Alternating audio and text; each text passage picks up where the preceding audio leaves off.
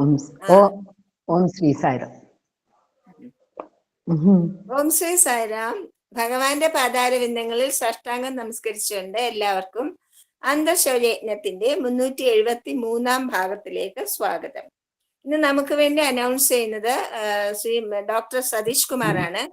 മാഷെ ചെയ്തോളൂ. സായിരാം. സായിരാം. മാം, 3 സായി ഗായത്രി, 3 ഓങ്കാരം, 3 സായി ഗായത്രി. അതിനുശേഷം സായി വാണി വായിക്കുക. ഒരു 10 മിനിറ്റിന് താഴെ എടുക്കാവുള്ളൂ. അതിനുശേഷം അനുഭവങ്ങൾ പറയാം. അതൊരു 15 മിനിറ്റിന് താഴെ. ഓക്കെ, അപ്പോ തുടങ്ങിക്കോളൂ. സായിരാം. സായിരാം. ആദ്യമായിട്ട് ഒരു സെൽഫ് ഇൻട്രൊഡക്ഷൻ ചെയ്യണേ ടീച്ചറെ. സെൽഫ് ഇൻട്രൊഡക്ഷൻ ചെയ്യണേ. എന്റെ പേര് രമാദേവി.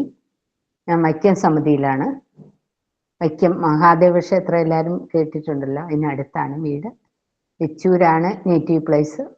അങ്ങനെ സ്വാമിയിലേക്ക് വന്ന കഥയൊക്കെ ഞാൻ പറയാം. ഇത് കഴിഞ്ഞ് എല്ലാവരുടെയും പാദങ്ങളിൽ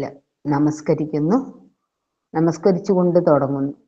സ്വാമി എല്ലാവരുടെയും ഉള്ളിൽ ഉള്ള സ്വാമി രൂപമല്ലേ, ആ സ്വാമിയെ ഞാൻ നമസ്കരിക്കുന്നു. എൻ്റെ അച്ഛനമ്മമാരെ ഞാൻ നമസ്കരിക്കുന്നു. ഭഗവാൻ സ്വാമി തുടങ്ങട്ടെ. എന്നാ തുടങ്ങിക്കോട്ടെ ചേച്ചി, മത്സര ചേച്ചി തുടങ്ങട്ടെ.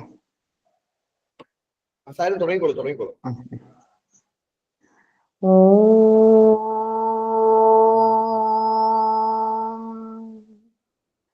ഓ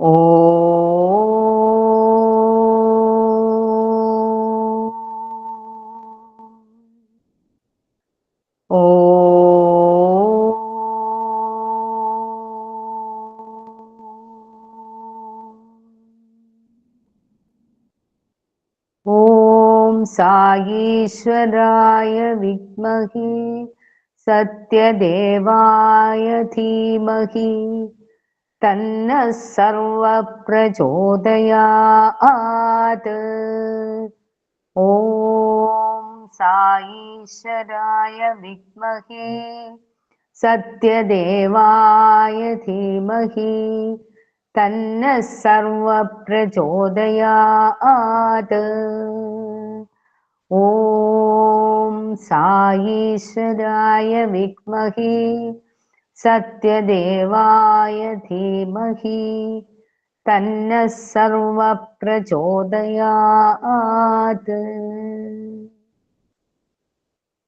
അവതാരവാണി. കോപം മഹാശത്രു. അഹന്ത ഉപേക്ഷിച്ചാൽ, ക്രോധത്തെ കീഴടക്കിയാൽ നിങ്ങൾ ക്ലേശങ്ങളിൽ നിന്ന് മുക്തനാകാം. ആഗ്രഹങ്ങളെ നിയന്ത്രിച്ചാൽ അഭിവൃദ്ധി നേടാം. ലോഭത്തെ കീഴടക്കുമ്പോൾ മാത്രമേ സന്തോഷവും സുഖവും നേടാൻ കഴിയൂ. ദിവ്യഭാവത്തിൽ കർമ്മം ചെയ്യൂ. ദിവ്യ സ്വരൂപസ്വാമി പറയുകയാണ്, അഹന്തയുള്ളവന് ആരുടെയും സ്നേഹം നേടാൻ കഴിയില്ല. അഹങ്കാരി അയാളുടെ ഭാര്യയുടെയും കുട്ടികളുടെയും പോലും സ്നേഹം നഷ്ടപ്പെടുത്തുന്നു. എണ്ണമറ്റ ജീവികളുള്ള ഈ വിശാലമായ ലോകത്തിൽ അഹന്തയ്ക്ക് എവിടെയാണ് സ്ഥാനം? അഹന്തയും ക്രോധവും. ഭൂപടത്തിൽ ഭാരതം വളരെ ചെറുതായി കാണപ്പെടുന്നു. ഭാരതത്തിനകത്ത് തമിഴ്നാട് സംസ്ഥാനം അതിലും ചെറുതാണ്. തമിഴ്നാട്ടിൽ കൊടൈക്കനാൽ എന്ന ഒരു പൊട്ടിന്റെ വലിപ്പത്തിലുള്ള പ്രദേശം. കൊടൈക്കനാലിലെ നിങ്ങളുടെ വീട് എത്രയോ മടങ്ങ് ചെറുതാണ്. നിങ്ങളാകട്ടെ ആ വീട്ടിലെ അംഗങ്ങളിൽ ഒരാൾ മാത്രം. ഇതാണ് യാഥാർത്ഥ്യം. പിന്നെ എന്തിന് ഞാൻ എന്ന അഹങ്കാരം ഉണ്ടാകുന്നത് അജ്ഞാനം മൂലം. ഏകാത്മ സർവഭൂതാത്മാ. ഒരേ ആത്മാവാണ് എല്ലാ ജീവികളുടെയും ഉള്ളിൽ അധിവസിക്കുന്നത്. മറ്റൊരു വീക്ഷണകോണിൽ കൂടി നിങ്ങൾ അന്വേഷിച്ചാൽ മനസ്സിലാകും ഈ ലോകം മുഴുവൻ നിങ്ങളിൽ ഉണ്ടെന്ന്. അഹന്ത പ്രദർശിപ്പിക്കാനുള്ള അവസരം രണ്ടാമതൊരാൾ കൂടി ഉള്ളപ്പോൾ മാത്രമേ ഉണ്ടാകുന്നത്. ഭഗവാനും നമ്മൾ ഒന്നാണ്, വേറൊരാൾ എല്ലാം ഭഗവാന്റെ സ്വരൂപം തന്നെയാണ് വിചാരിക്കുമ്പോൾ മാത്രം. ഏകം സദ്വിപ്ര ബഹുധാ വദന്തി. സത്യം ഒന്നേ ഉള്ളൂ, പക്ഷേ ജ്ഞാനികൾ അതിനെ പല പേരുകളിൽ പരാമർശിക്കുന്നു. എല്ലാവരും ഒന്നാണെന്നും നിങ്ങൾ അതിൽ ഒന്ന് മാത്രമാണെന്നും മനസ്സിലാക്കിയാൽ അഹന്തയ്ക്ക് അവസരം എവിടെ? അഹന്തയ്ക്ക് കാരണം നിങ്ങളുടെ പദവി, വിദ്യാഭ്യാസം, സമ്പത്ത് അല്ലെങ്കിൽ ഭൂസ്വത്ത് എന്തിലെങ്കിലും മൂലമാണോ വളരെയധികം ആളുകൾ പല കാര്യങ്ങളിലും നിങ്ങളെക്കാൾ മെച്ചപ്പെട്ടവരാണ്. ഏത് രീതിയിലായാലും അഹന്ത വ്യാമോഹത്തിന്റെയും അജ്ഞതയുടെയും ഫലമാണ്. അഹന്ത ഉപേക്ഷിക്കുമ്പോൾ ലോകം മുഴുവൻ നിങ്ങളെ സ്നേഹിക്കും. അതുകൊണ്ട് എല്ലാവരിലും സ്നേഹിക്കപ്പെടണമെന്ന് ആഗ്രഹിക്കുന്നുണ്ടെങ്കിൽ അഹന്ത ഉപേക്ഷിക്കണം. ക്രോധമുണ്ടായിരിക്കുന്നിടത്തോളം കാലം സന്തോഷിക്കാൻ സാധ്യമല്ല. സന്തുഷ്ടനും പരമാനന്ദം അനുഭവിക്കുന്നവനുമാകുന്നത് ക്രോധം ഉപേക്ഷിക്കുമ്പോൾ മാത്രമാണ്. ക്രോധം മനുഷ്യന്റെ മഹാശത്രുവാണെന്നറിയുക. ക്രോധി ഒരു ഉദ്യമത്തിലും വിജയിക്കില്ല. അയാൾ പാപങ്ങൾ ചെയ്യും, എല്ലാവരിലും പരിഹസിക്കപ്പെടും. സ്വജനങ്ങൾ അയാളെ ഉപേക്ഷിക്കും, ധനവും ബഹുമാനവും നഷ്ടമാകും. ക്രോധം തന്നെ അയാളെ നശിപ്പിക്കും. ക്രോധമുള്ളപ്പോൾ സന്തോഷവും ആനന്ദവും അനുഭവിക്കാൻ സാധ്യമല്ല. വീടിനകത്ത് പാമ്പുണ്ടെങ്കിൽ എങ്ങനെ സമാധാനമായി അവിടെ ഉറങ്ങാൻ കഴിയും? ക്രോധം നിങ്ങളുടെ ശരീരവും മനസ്സ് മുഴുവൻ വ്യാപിച്ചിരിക്കുമ്പോൾ എങ്ങനെ സമാധാനം ഉണ്ടാകും? ക്രോധത്തിൽ 3 മാസം കൊണ്ട് ശേഖരിച്ച ഊർജം ഇല്ലാതെയാകും. അത് രക്തം മലിനമാക്കുകയും ചൂടുപിടിപ്പിക്കുകയും ചെയ്യുന്നു. പിന്നീട് ആ രക്തം പൂർവ്വസ്ഥിതിയിലാകാൻ 3 മാസം എടുക്കുന്നു. ക്രോധം മനുഷ്യനെ ശാരീരികമായും മാനസികമായും ക്ഷീണിതനാക്കുന്നു. അതുകൊണ്ട് ക്രോധത്തിന് ഒരവസരവും കൊടുക്കരുത്. ക്രോധം അധീനത്തിലായാൽ സാധന ശരിയായ വഴിക്ക് എന്ന് മനസ്സിലാക്കാം. ആഗ്രഹങ്ങൾക്ക് പരിധി. ആഗ്രഹങ്ങളുള്ളിടത്തോളം കാലം ഒരുവൻ യഥാർത്ഥത്തിൽ സമ്പന്നനോ സന്തുഷ്ടനോ അല്ല. ആഗ്രഹത്തിന് പരിധി വെക്കണം. ആരാണ് ഏറ്റവും സമ്പന്നനായ മനുഷ്യൻ? ആർക്കാണോ സംതൃപ്തിയുള്ളവൻ അവനാണ് ഏറ്റവും സമ്പന്നൻ. ആരാണ് ഏറ്റവും ദരിദ്രൻ? ഏറെ ആഗ്രഹമുള്ളവനാണ് പരമദരിദ്രൻ. തീർച്ചയായും ജീവിതത്തിൽ ചില നല്ല കാര്യങ്ങൾ നേടുന്നതിന് കുറച്ച് ആഗ്രഹങ്ങൾ ആവശ്യമാണ്. പക്ഷേ നമ്മുടെ രാഷ്ട്രം ഇന്ന് ജനങ്ങളുടെ പരിധിയില്ലാത്ത ആഗ്രഹങ്ങൾ മൂലം പലതരത്തിലുള്ള പ്രശ്നങ്ങളാണ് അഭിമുഖീകരിക്കുന്നത്. ആഗ്രഹങ്ങൾ കാട്ടുതീയില് പോലെയാണ്. അത് എത്ര കൂടുതൽ വ്യാപിക്കുന്നുവോ അത്രയും കൂടുതൽ ശക്തിയോടെ അത് കത്തുന്നു. എന്ത് തരം ആഗ്രഹങ്ങളാണ് വേണ്ടത്? മനഃശാന്തിക്കും ആരോഗ്യത്തിനും അനന്തമായ തത്വത്തെക്കുറിച്ചുള്ള അറിവും വേണമെന്ന് ആഗ്രഹങ്ങളാകാം. ഗൃഹസ്ഥന്മാർക്ക് അവരുടെ ജീവിത ദശയ്ക്ക് യോജിച്ച ഉചിതമായ ആഗ്രഹങ്ങളാകാം. ധനദേവത ലക്ഷ്മി ദേവി അപ്പോൾ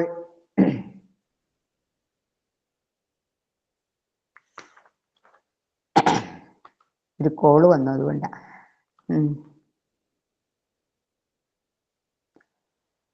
അപ്പോൾ അവരുടെ വീട്ടിൽ പ്രവേശിക്കും. രാമദാസൻ എന്ന ഒരു വലിയ ഭക്തൻ ഇപ്രകാരം പാടി: ഓ മനസ്സേ, ഒന്നും ചോദിക്കാതെ മനസ്സിനെ കൊണ്ട് ഒന്നും ചോദിപ്പിക്കാതിരിക്കണം എന്ന് നമ്മൾ തന്നെ പറയുക. നീ എത്രയും കൂടുതൽ ചോദിക്കുന്നുവോ അത്രയും കൂടുതൽ നീ അവഗണിക്കപ്പെടും. ഈശ്വരൻ ചോദിക്കാതെ തന്നെ നിനക്ക് അർഹതയുള്ളത് തരും. രാമൻ ഒന്നും ചോദിക്കാതെ തന്നെ ശബരിയുടെ ആഗ്രഹം സാധിച്ചില്ലേ? ഈശ്വരന് വേണ്ടി ജീവൻ ബലി കഴിച്ച ജടായുവിനെ രാമൻ വീണ്ടെടുത്തില്ലേ? ഈശ്വരൻ ചോദിക്കാതെ തന്നെ തരുന്നു. ശബരിയോ ജടായുവോ രാമനോട് ഒന്നും ചോദിച്ചിരുന്നില്ല. പക്ഷേ രാമൻ അവർക്ക് രണ്ടുപേർക്കും പരമമായ മോക്ഷം നൽകി അനുഗ്രഹിച്ചു. ഇനി സാധനയുടെ പ്രാധാന്യം പറയാം. മനുഷ്യന്റെ ജീവിതത്തിൽ ത്യാഗം വളരെ പ്രാധാന്യമുള്ളതാണ്. ത്യാഗത്തിനേക്കാൾ മഹത്തായ ഗുണമില്ല. ന കർമ്മണ ന പ്രജയ ധനേന ത്യാഗേനേക അമൃതത്വം മാനസു. അമൃതത്വം കർമ്മത്തിൽ കൂടിയോ സന്താനങ്ങൾ കൂടിയോ സമ്പത്തിൽ കൂടിയോ അല്ല, ത്യാഗം കൊണ്ട് മാത്രമാണ് അത് നേടാനാവൂ. പല വസ്തുക്കളും ഇല്ലാതെ ജീവിക്കാം, പക്ഷേ ശ്വാസമില്ലാതെ ജീവിക്കാൻ സാധ്യമല്ല. ശ്വാസം എടുക്കുകയാണെങ്കിൽ പുറത്തേക്ക് വിടുകയും വേണം. ഭക്ഷണം കഴിച്ചതിന് ശേഷം വയറ്റിൽ നിന്ന് മലം പോയില്ലെങ്കിൽ രോഗിയായി മാറും. രക്തം തുടർച്ചയായി ചംക്രമണം നടത്തണം, അല്ലെങ്കിൽ അത് രോഗമാകും. രക്തവും പണവും തുടർച്ചയായി ചലിച്ചുകൊണ്ടിരിക്കണം. കെട്ടിക്കിടക്കുന്ന ജലം കീടങ്ങളുടെ ആവാസ കേന്ദ്രമാവും. പണം ഉചിതമായ വിധത്തിൽ ഉപയോഗിച്ചിരിക്കണം. പണം കൂട്ടിവെച്ച് കൊണ്ടിരിക്കുകയും അരുത്. ആ പണം മണ്ണിൽ അടിയിൽ കുഴിച്ചതിന് തുല്യമാണ്. അഹന്ത കൈവെടിയണം, ക്രോധത്തെ കീഴടക്കണം, ആഗ്രഹങ്ങൾക്ക് പരിധി വെക്കണം, ലോകം ഉപേക്ഷിക്കണം. ഈ 4 നിയന്ത്രണങ്ങൾ വളരെ പ്രധാനപ്പെട്ടവയാണ്. പ്രത്യേകിച്ചും ആധ്യാത്മിക അഭിലാഷികൾക്ക് ജപവും തപവും മാത്രം സാധനയാകുന്നില്ല. മാനസിക പരിവർത്തനമില്ലാതെ ഇവ പ്രയോജനരഹിതമാണ്. മന ഏവ മനുഷ്യാണാം കാരണം ബന്ധമോക്ഷയോ. ബന്ധനത്തിനും മുക്തിക്കും കാരണം മനസ്സാണ്. എന്താണ് സത്പ്രവൃത്തി? നിത്യവും അനിത്യവും വേർതിരിച്ച് പ്രവർത്തിക്കുന്നത് സത്പ്രവൃത്തി. മനുഷ്യനിൽ എല്ലാ ശക്തികളും ജന്മനാ തന്നെയുണ്ട്. അവന്റെ കണ്ണുകളിൽ പ്രകാശശക്തിയുണ്ട്. മനുഷ്യ ശരീരം ഇലക്ട്രിക് ജനറേറ്റർ പോലെയാണ്. ശരീരത്തിൽ ബാറ്ററി സെല്ലുകൾ ഉണ്ട്.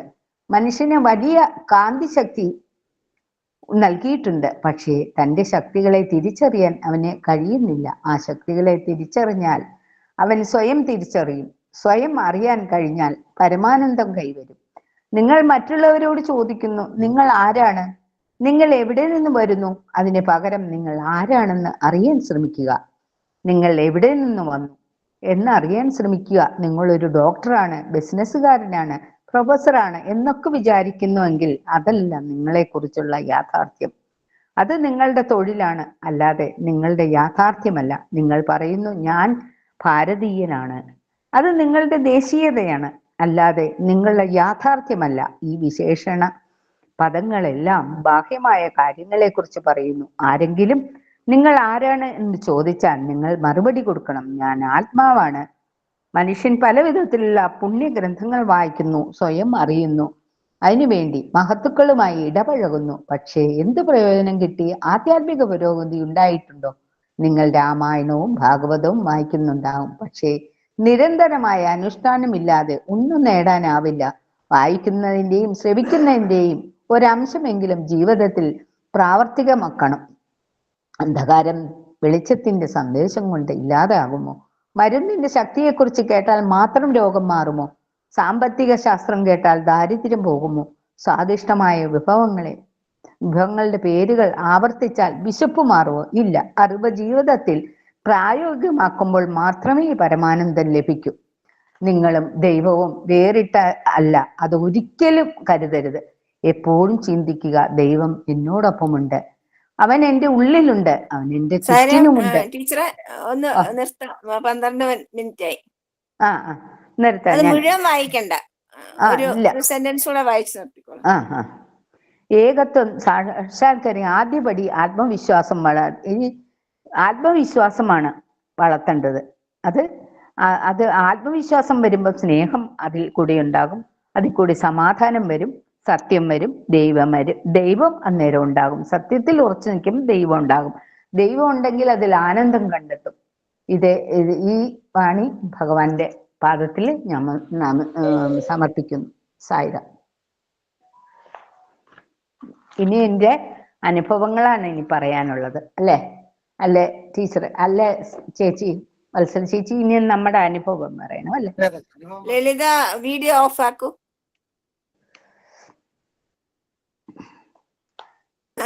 മാഡം അല്ല, ലളിത.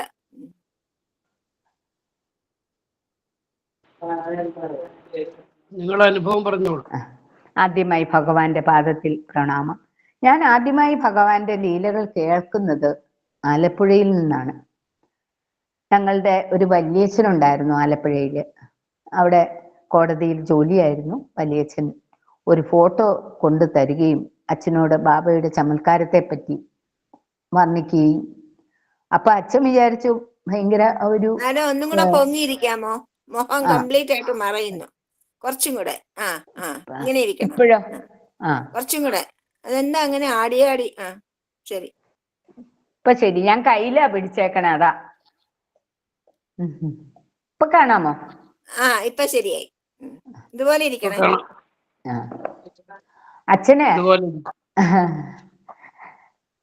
അച്ഛന് ആലപ്പുഴയിൽ നിന്നാണ് ഈ സ്വാമിയുടെ കഥകളൊക്കെ കേൾക്കുന്നത്, വല്യച്ഛൻ മുഖാന്തരം.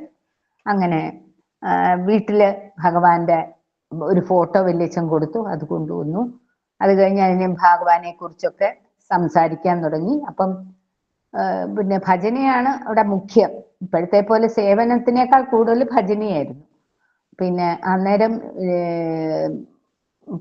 ലളിത പത്മിനിമാരൊക്കെ ഇല്ലേ, അവരുടെ വീട്ടിൽ ഭജനയുണ്ടായിരുന്നു. അപ്പൊ തണ്ണീർമുക്കത്ത് കടത്ത് കടന്നു വേണം, വള്ളത്തെ പോകണം, ഒന്നും വണ്ടൊന്നുമില്ല. അപ്പൊ ഞാന് അച്ഛനും എല്ലാരും കൂടെ പോവുകയാണ് ലളിത പത്മിനിമാരുടെ വീട്ടിലെ ഭജനയ്ക്ക് ഒക്കെ പങ്കെടുത്തു. അത് കഴിഞ്ഞ് ഒരു സത്യം ശിവം സുന്ദരം എന്ന് പറഞ്ഞ ഒരു ബുക്കൊക്കെ അച്ഛന് കൊടുത്തു. അങ്ങനെ അത് ഇവിടെ കൊണ്ടുവന്നു. സ്വാമിയുടെ ജീവചരിത്രം അത് വായിക്കാൻ തുടങ്ങി.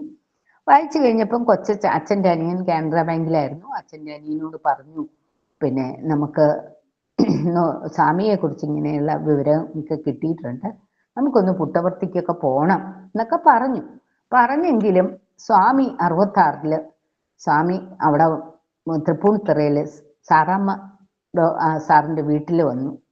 അങ്ങനെ അവിടെ കൊച്ചച്ഛൻ, എനിക്ക് അന്ന് സുഖമില്ലായിരുന്നു, എന്ന് വെച്ചാൽ എനിക്ക് എപ്പോഴും ഫിക്സ് ഒക്കെ വരണ അസുഖമൊക്കെ ഉണ്ടായിരുന്നു. അപ്പോൾ പറഞ്ഞു, എന്നാ ഒരു കാര്യം ചെയ്യും, ഇവിളെയും കൂടെ വിളിച്ചോ, നമുക്ക് ഒന്നിച്ചു പോകാം എന്ന് പറഞ്ഞു. കൊച്ചച്ഛൻ വന്ന് ഞങ്ങളെ കൊണ്ടുപോയി, തൃപ്പൂണിത്തുറയെ കൊണ്ടുപോയി. സ്വാമിയുടെ ദർശനം കിട്ടി. സ്വാമിയുടെ ദർശനം എന്ന് പറഞ്ഞാൽ സ്വാമി ഫ്രണ്ടിൽ കൂടെ ഇങ്ങനെ വരും, അവിടെ പൊക്കത്തിലെ നിലയിൽ കാണും. അത് കഴിഞ്ഞ് പതുക്കെ താഴത്തേക്ക് ഇറങ്ങി വന്ന് എല്ലാവരുടെയും അനുഗ്രഹം കൊടുക്കുമായിരുന്നു അന്നൊക്കെ. അപ്പൊ അങ്ങനെ താഴത്തേക്ക് ഇറങ്ങി തന്നെ കണ്ടപ്പം ഞാൻ എങ്ങനെയെങ്കിലും, എന്നോട് പറഞ്ഞിട്ടുണ്ട് അച്ഛൻ, നീ അവസരം കിട്ടുവാണെങ്കിൽ പഴക്കരുത് കേട്ടോ, വേഗം കാലേ തൊട്ട് തൊഴുതോളണം എന്നൊക്കെ പറഞ്ഞാ വിട്ടെ. അപ്പൊ ഇങ്ങനെ ഞാൻ ഒരാളുടെ കാലിന്റെ കുഞ്ഞല്ലേ ഇടവഴി പോയി തൊട്ട് തൊഴുതപ്പോ സ്വാമി എൻ്റെ തള്ളവരില് കൊണ്ട് ഇങ്ങനെ ഒരു വര വരച്ചു നെറ്റിയല്. മുഴുവൻ ഭസ്മായിരുന്നു. എന്നിട്ട് അന്നേരം ഭസ്മത്തിന്റെ സുഗന്ധം കസ്തൂരിയുടെ സുഗന്ധമായിരുന്നു. കസ്തൂരി സുഗന്ധം എന്താന്ന് എങ്ങനെ അറിയാം? അളകപ്പയുടെ വീട്ടിൽ പോയപ്പോൾ കസ്തൂരിയുടെ അവിടെ പാദം വെച്ചിട്ടുണ്ട്. ആ തീരത്ത്, ഒരു നദിയുടെ തീരത്ത് സ്വാമിയുടെ പാദം വെച്ച് അവിടുന്ന് ഒഴുകുന്ന ആ അമൃതൊക്കെ ഞങ്ങൾ സേവിച്ചിട്ടുണ്ട്. ഞങ്ങൾക്ക് ആയതുകൊണ്ട് മണമൊക്കെ നന്നായിട്ട് അറിയാം. ഗന്ധം സ്വാമിയുടെ ആ വിഭൂതിയുടെ ആ സൗരഭ്യം ഭയങ്കരമായിരുന്നു. അത് കഴിഞ്ഞ് പിന്നെ എനിക്ക് വലിയ ഈ അസുഖത്തിൽ നിന്നൊക്കെ എനിക്ക് കുറവ് കിട്ടി. എനിക്ക് പിന്നെ അങ്ങനെ ഫിക്സ് ഒന്നും വന്നിട്ടില്ല. അപ്പം അച്ഛൻ പറഞ്ഞു, നീ എന്നും അഷ്ടോത്തരം ചെല്ലണം എന്നൊക്കെ പറഞ്ഞു. അപ്പൊ അഷ്ടോത്തരമൊക്കെ ചെല്ലും, ഭജനയില്ല. ഇന്നത്തെ ഭജനയൊന്നും അല്ല, അന്ന് ഹരേ രാമ രാമ രാമ ഹരേ ഹരേ, പിന്നെ സത്സംഗത്തെ നിസ്സംഗത്വം, നിസ്സംഗത്തെ നിർമോഹത്വം, നിർമോഹത്തെ നിശ്ചലതത്വം, നിശ്ചലതത്വ ജീവൻ മുക്തി. അന്ന് കൊച്ചാണോ, അതിന്റെ അർത്ഥമൊന്നും നമുക്കറിയാൻ മേല.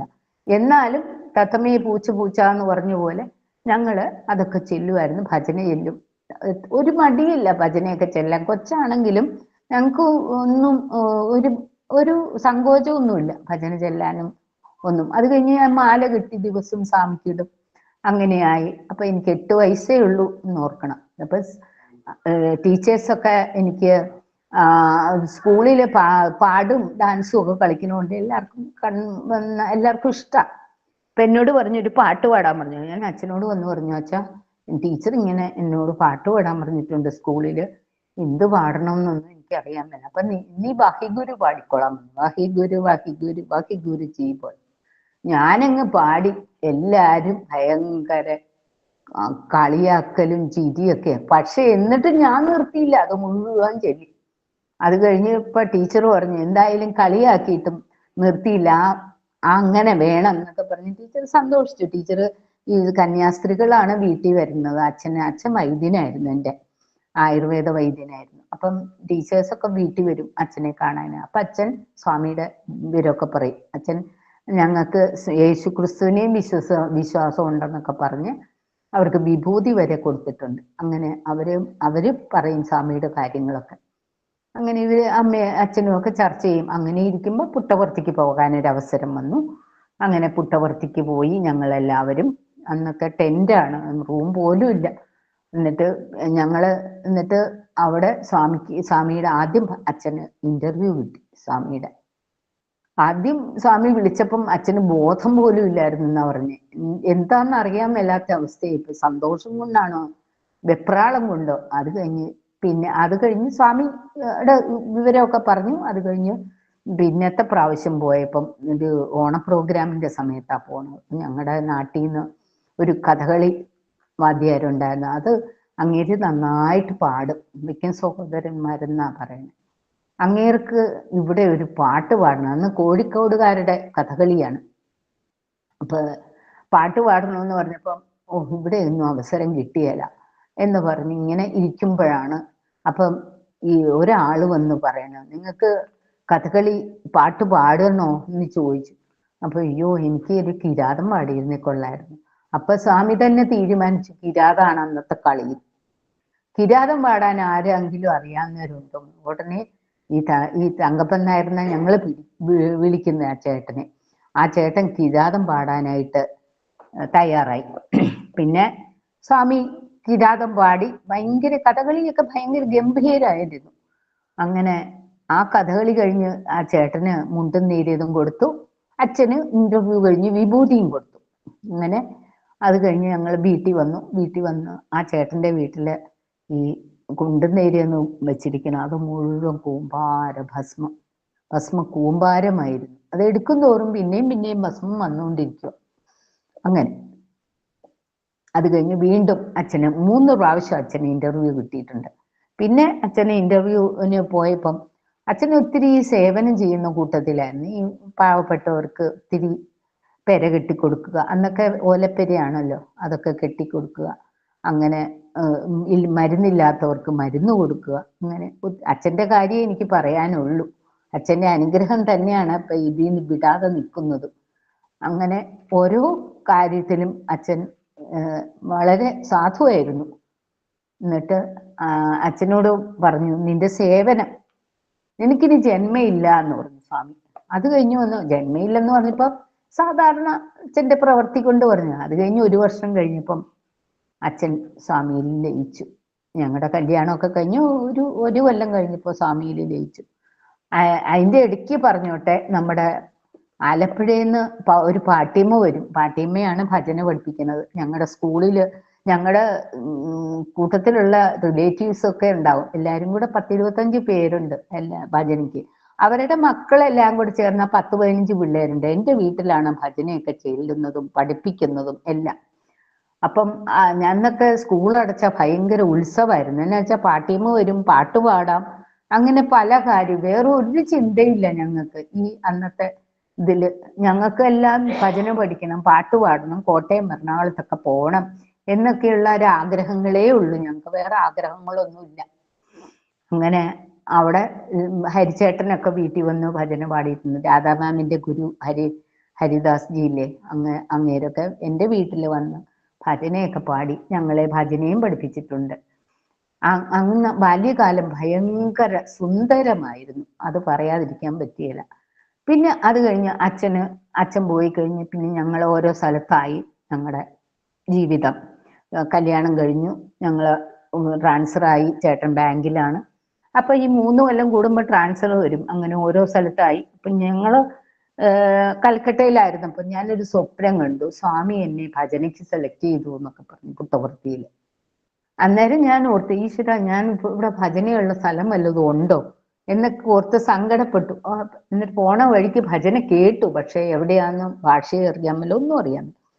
അത് കഴിഞ്ഞ് പിന്നത്തെ ട്രാൻസ്ഫറിന് അഹമ്മദാബാദിൽ വന്നപ്പം അമ്പലത്തിൽ പോയപ്പം ഈ കുറച്ച് തമിഴ്ത്തികൾ അവിടെ നിന്ന് പറയും, ഇന്നലത്തെ ഭജന നല്ലതായിരുന്നു എന്ന് പറഞ്ഞു. അപ്പൊ ഞാൻ ചോദിച്ചു, ഇത് അപ്പൊ എവിടെയാ? അപ്പൊ അതിനകത്തൊരു മാമിക്ക് മലയാളം അറിയാം. മലയാളം എവിടെയായിരുന്നു മാമി ഭജനയെന്ന് ഞാൻ മാമിയോട് ചോദിച്ചപ്പോൾ പറഞ്ഞു, ഇന്ന സ്ഥലത്തായിരുന്നു, ഞങ്ങൾ പെണ്ണുങ്ങൾ മാത്രമേ ഉള്ളൂ എന്ന് പറഞ്ഞു. വാ എന്ന് പറഞ്ഞ് ഞാൻ ഭജനയ്ക്ക് പോയി. പിന്നെ എന്നെ അവർക്ക് ഭയങ്കര ജീവനായിരുന്നു. ഭജനയിലൊക്കെ പാടാൻ സാധിച്ചു. 3 കൊല്ലം അവിടെ നല്ല നല്ല രീതിയിൽ ജീവിച്ചു. ഭജനയൊക്കെ അറ്റൻഡ് ചെയ്ത് സ്വാമിയുടെ കാര്യങ്ങളൊക്കെ ചെയ്ത് പിന്നെ എറണാകുളത്തേക്ക് ട്രാൻസ്ഫർ ആയി. അതും ഇതുപോലെ അമ്പലത്തിൽ ചെന്നപ്പം എല്ലാവരും സഹസ്രാമം ചെല്ലണു. എനിക്ക് സഹസ്രാമം ഒന്നും അറിയില്ല. ദേവിയോട് പറഞ്ഞു, പുന്നയ്ക്കലായിരുന്നു എളമക്കരയില്, എനിക്ക് സഹസ്രാമം ഒന്നും അറിയാമല്ലോ, എങ്ങനെ പഠിക്കും എന്നൊക്കെ ഓർത്തു. അത് കഴിഞ്ഞ് അത് കഴിഞ്ഞ് കുറച്ച് കഴിഞ്ഞ് അങ്ങോട്ട് തിരിഞ്ഞുള്ളൂ. അപ്പൊ ഭജനയുടെ ഡീറ്റെയിൽസ് ഒക്കെ പറഞ്ഞു. അപ്പോൾ എവിടെയാന്ന് ചോദിച്ചപ്പോൾ ഇവിടെ അടുത്താണ്, ഭജൻ സെന്റർ ഉണ്ട് എന്നൊക്കെ പറഞ്ഞു. അങ്ങനെ അടുത്ത് ഞാൻ അവിടെ ഭജന സേവനം മുകുന്ദ സാറിന്റെ വൈഫ് ഗീത മായ ചേച്ചി എല്ലാവരും കൂടെ ഒത്തിരി സർവീസ് ചെയ്തു. എന്നാന്ന് വെച്ചാൽ അംഗനവാടികളുണ്ട്, അവിടെ പോവുക, സായി പ്രോട്ടീൻ പൊടിക്കുക, ക്യാൻസർ പേഷ്യന്റിന് കഞ്ഞി കൊടുക്കുക, അങ്ങനത്തെ ഒത്തിരി സേവനങ്ങൾ അന്നേരം ചെയ്യാൻ നമുക്ക് സാധിച്ചു. അത് ഒരു വലിയ അനുഭവമായിരുന്നു. അത് കഴിഞ്ഞ് പിന്നെ ഞാൻ നാട്ടിലേക്ക് പോയി. നാട്ടിൽ ചെന്നപ്പം വൈക്കത്തേ ഉള്ളൂ സമിതി, വൈക്കം വരെ വരണം. അത് ഒരു വലിയ ഇതാണ്. വൈക്കം വരെ വരിക എന്നുള്ളത് ബസ് കയറി വരണം, അതൊരു ബുദ്ധിമുട്ടാണ്. എന്നാലും വരും ഭജനയ്ക്കൊക്കെ. പിന്നെ ഞാൻ വൈക്കത്ത് നാരായണീയം പഠിപ്പിക്കാൻ തുടങ്ങി. എല്ലാ ഞായറാഴ്ചയും നാരായണീയം പഠിപ്പിക്കും. അപ്പൊ ഞാൻ ചുമ്മാ തമാശയ്ക്ക് പറഞ്ഞു, ഭഗവാന് നാരായണീയം വായിക്കാൻ പുട്ടപർത്തിയിലൊരു അവസരം കിട്ടിയിരുന്നെങ്കിൽ എന്നൊക്കെ പറഞ്ഞു. അപ്പൊ എല്ലാരും കൂടെ ചിരിച്ചു, കളിയാക്കി ചിരിച്ചതാ. ഭഗവാൻ ഞങ്ങളുടെ സമർപ്പണം കഴിഞ്ഞ് ഒരു ഫെബ്രുവരി സമർപ്പണം, മാർച്ച് ഏപ്രിലാണ് ഈ വിഷുവിന് നാരായണീയം വായിക്കാനായിട്ട് 3 ബസ് പോകുന്നുണ്ട്. ഒന്ന് എറണാകുളം, ഒന്ന് തിരുവനന്തപുരം, ഒന്ന് വേറെ എവിടുന്ന് വരുന്നുണ്ട് എന്ന് പറഞ്ഞു. അപ്പോൾ ശരി, നമ്മൾ എന്തായാലും പോയിട്ടേ ഉള്ളൂ എന്ന് വിചാരിച്ച് ഞങ്ങൾ ഇവിടുന്ന് പോയിട്ട് ഞങ്ങൾ അവിടെ ചെന്ന് അന്നൊന്നും ചെയ്യാൻ പറ്റിയില്ല, അന്ന് ലേറ്റായി. പിറ്റേ ദിവസം 6 മണിക്ക് നാരായണീയം തുടങ്ങിയാലേ 11:30 തീരുള്ളൂ. അപ്പോൾ അങ്ങനെ വിചാരിച്ചു. 6 മണിയായപ്പം പോയി നാരായണീയം വായിക്കുക ഞങ്ങൾ. അത് മറ്റേ പൂർണ്ണയന്ത്ര ഓഡിറ്റോറിയത്തിൽ. അപ്പൊ അങ്ങനെ ഞങ്ങള് ഓരോരുത്തര് ഇതിനൊക്കെ പോയി, നഗരസങ്കീർത്തനത്തിനൊക്കെ പോയി. ഈ വൈക്കത്ത് ചെന്നവരും തോപ്പുംപടിയിൽ നിന്ന് ചെന്ന 3-4 പേരും കൂടെയാണ് ആദ്യം തുടങ്ങിയത് നാരായണീയം. തുടങ്ങി 10 ദശകമായപ്പം എല്ലാരും വന്നു. അത് ഭഗവാൻ നമ്മളെ കൊണ്ട്, ഞാൻ പറഞ്ഞത് സത്യമാക്കി തന്നതാ. അത് ഓർക്കാൻ മേലാത്ത ഒരു അനുഭവമായിരുന്നു. ഞങ്ങള് എന്നിട്ട് അർച്ചനയൊക്കെ കഴിഞ്ഞ് വളരെ സന്തോഷമായിട്ട്, എൻ്റെ ജീവിതത്തിലെ ഏറ്റവും വലിയ അനുഭവമായിട്ട് ഞാനത് കരുതുന്നു. പിന്നെ ഇവിടെയാണെങ്കിലും ഞാൻ വെച്ചൂരുന്ന് 12 കിലോമീറ്റർ ഉണ്ട് വൈക്കത്തേക്ക്. ഇപ്പൊ ഭഗവാൻ എനിക്ക് ഇവിടെ ഈ സമിതിക്ക് തൊട്ടടുത്ത് ഒരു 2 വീടിന് അപ്പുറമാണ് സമിതി എൻ്റെ വീടിൻ്റെ. അപ്പൊ അങ്ങനെ സ്വാമി അതും എനിക്ക് വശമാക്കി തന്നു. സ്വാമി സത്യമാക്കി തന്നു, എന്നെ കഷ്ടപ്പെടണ്ട, നീ ബസ് കയറിയൊന്നും പോകണ്ട, നീ ഇവിടെ സേവിച്ചോ എന്നുള്ള. വൈക്കത്തപ്പൻ്റെ അടുത്ത വൈക്കത്തപ്പൻ്റെയും സമിതിയുടെയും നടുക്കാണ് എൻ്റെ വീട്. ശംഖു വിളിക്കണതൊക്കെ കേൾക്കാം. അത്രയ്ക്ക് നല്ല ഒരു സ്ഥലം ഭഗവാൻ തന്നു ഞങ്ങൾക്ക്. അത് വലിയൊരു അനുഭവമായിട്ട് ഞാൻ കരുതുന്നു. സ്വാമിയുടെ അനുഗ്രഹം കൊണ്ട് എനിക്ക് 2 പെൺകുട്ടികളാണ്. 2 പേരും സ്വാമി വിശ്വാസികളാണ്. ഒരാൾ അമേരിക്കയിലാണ്, എല്ലാ ആഴ്ചയിലും ശുദ്ധി മന്ദിരത്തിൽ പോകും. അങ്ങനെ എല്ലാം കൊണ്ടും ഭഗവാന്റെ അനുഗ്രഹം കിട്ടി എനിക്ക്. ആ ഭസ്മം ആദ്യം തൊടിയിച്ചതിന്റെ ഗുണമായിരിക്കാം. ഇതിപ്പോ ഈ ഘോഷയാത്രയ്ക്കാണെങ്കിലും പോയി, എല്ലാത്തിനും 3 സ്ഥലത്ത് പങ്കിട്ടു. അങ്ങനെ ഓരോ രഥയാത്രയ്ക്ക് പോയിട്ട്, തൃപ്പൂണിത്തുറ പോയിട്ട് എൻ്റെ കൂടെ വന്ന ഒരാൾക്ക് കലശം കിട്ടിയില്ല. അതെനിക്ക് വിഷമായി. ദൈവമേ, ഞാൻ അറിയാതെ തന്നെ ഒരാൾ കൊണ്ട് അവരുടെ ഈ കലശം കൊടുത്തു, ഒരാൾ എടുക്കാൻ വന്നില്ല എന്നും പറഞ്ഞു. സ്വാമിയുടെ മിറാക്കളൊന്നും ഓർത്തു നോക്കി. അതൊക്കെ സ്വാമിയുടെ മിറാക്കൾ തന്നെയാ. എന്നിട്ട് അവർക്ക് സന്തോഷമായി കേട്ടോ. അത് കാരണം വളരെ ഭംഗിയായി എല്ലാ ഘോഷയാത്രയും. ഇന്നലെ എൻ്റെ വീടിൻ്റെ അടുത്തായിരുന്നു വെച്ചൂര്. അപ്പൊ അത് ഒക്കെ ഭഗവാൻ നന്നാക്കി തന്നു. പിന്നെ വേറെ എന്താ ഞാൻ ഈ ഗ്രൂപ്പിൽ പറയാം. ആദ്യം ഞാൻ വിറച്ചുകൊണ്ടാണ് ഞാൻ പറയണേ, എനിക്കൊന്നും അറിയാൻ മേല. എന്നാലും എൻ്റെ അനുഭവം പറഞ്ഞു. ഇതാണ് ഭഗവാൻ എനിക്ക് തന്ന അനുഭവങ്ങൾ എല്ലാം. സായിരാം ടീച്ചറെ, സാരം എല്ലാം വളരെ നന്നായിരുന്നു. ഞാൻ ആ നാരായണീയത്തിന് മുഴുവൻ സമയം അറ്റൻഡ് ചെയ്തിട്ടുണ്ടായിരുന്നു പുട്ടപർത്തിയില്. ഹരിദാസ് ജി ഒക്കെ വന്നിട്ട് ഞാൻ ഉണ്ടായിരുന്നു അന്ന്. ശരി, സായിരാം. మానవునికి 5 విధములైనటువంటి తెలివితేటలు ఉన్నాయి. Man has 5 forms of intelligence. కానీ మొట్టమొదటిది bookish knowledge. The first one is bookish knowledge. ఈ బుకిష్ నాలెడ్జ్ ఉండి ప్రయోజనం లేదు. There's no use of having bookish knowledge. ఈ రెండవది కొంతవరకు superficial knowledge. The second one is superficial knowledge. ఇది కూడాను ఉండి ప్రయోజనం లేదు. There's no use of ఇది this. పేరుకు మాత్రమే కనిపిస్తుంటాయి. It just exists for name's sake. కానీ మూడవది general knowledge. The third one is general knowledge. ఏమి చేయాలి? ఈ నాలెడ్జ్ అనేటువంటి ఒక జనరల్ నాలెడ్జ్ ని ఉపయోగపెట్టాలి. He should also have general knowledge as to ఈ make use general of knowledge it. ని మనం ఉపయోగపెట్టాలంటే డిస్క్రిమినేషన్ నాలెడ్జ్ కావాలి. To make use of the general knowledge, he should have discrimination knowledge. ఈ discrimination కూడా ఎట్లా చేయాలి? Is it good or bad, is it right are wrong అనేటువంటి ఒక fundamental discrimination చేయాలి. How should he discriminate? He should discriminate fundamental discrimination. What is good, what is not bad. Individual discrimination. It's not individual ఈ discrimination. Patient కి ఏం చేస్తే బాగుతుంది, ఈ patient కి ఎట్ట చెయ్యాలి అనేది ఆ డిస్క్రిమినేషన్ చక్కగా డీప్ గా మనం ప్రవేశపెట్టాలి. You should discriminate deeply, thinking how can I cure this patient. తరువాతనే ఐదవది practical knowledge. Later comes the fifth form of knowledge, the practical knowledge. కనుక ప్రాక్టికల్ నాలెడ్జ్ ఉండినటువంటి దాన్ని ప్రపంచమును ఎంతైనా కూడా బాగు చేస్తుంది. It is this practical knowledge that will help the world. కనుక ప్రతి డాక్టర్ కూడాను ప్రాక్టికల్ లోపల ఈ క్రియలో ప్రవేశించి పేషెంట్స్కి తగినటువంటి ఉత్సాహ ప్రోత్సాహాలను ఆరోగ్య మహాభాగ్యాన్ని కూడాను అందించడానికి తగిన కృషి చేయాలి. Every doctor must make an effort to put into practice what all they have learned and help the world.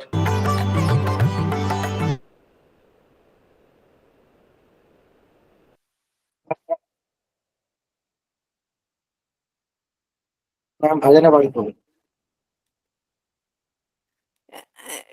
Teacher ഒരു ഭജന പാടണം. രമൺ ടീച്ചർ.